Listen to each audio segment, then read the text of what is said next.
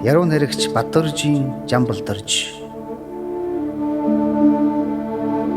Хэл дээр уяатай адуу.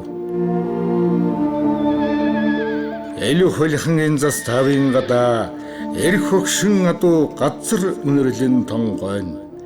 Эмтэрхий туурайган ээлжилэн сойж ихцэрсэн зон руу ган амраан үүрсэхтэн үе үргэх шиг болон үснийхэн цаанаас зурах тамга үнсээ төрсөн модлог ургамал шиг үүл тэнгэртэн соён болон тодрох шиг онжилүүдийн бурал өдрүүдийн өнгө одоо энэ адууг өөртөө уусгажээ.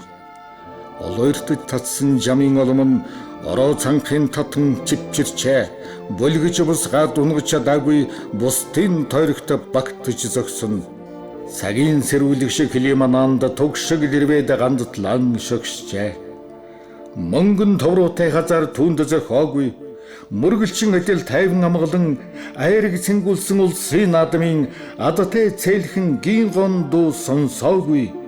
Унаган цагаасан улсын хил дээр уяатай зогсон хилчин адуу эрт цагийн ухаан дуухарын экшгэлж байдаг цэргийн анги дээр урд шинхан унжуулан зогсон улдах эрэхгүй тонгон зогсон холдож чадахгүй хорогдож зогсон холын бодолд дарагд зогсон их бууны сум шиг магнай ган эргүүлэхэд эдэрмэгэрсэн оройн той хэлж их цэргийн бүрээн дуудлага игшгэлэн улсын цэргийн өдөр даачийн юм шиг уйхан хэрадуу олон аавын хөвгүүд их нутаг ан санахтан очиж тэрдэг хөгшин адуу туулсан амьдралын тэн хагасыг тусгаар Монголын хэлчээр мэдэн өглөөгөр очиж мэндэлдэг өндөр хөлийн багна мэдэн хаврын шавуудын дуу харуулын барин дээгүр ганганахад хангин тал янцгасаар эргэцэж үлдэн хаашаач мордоход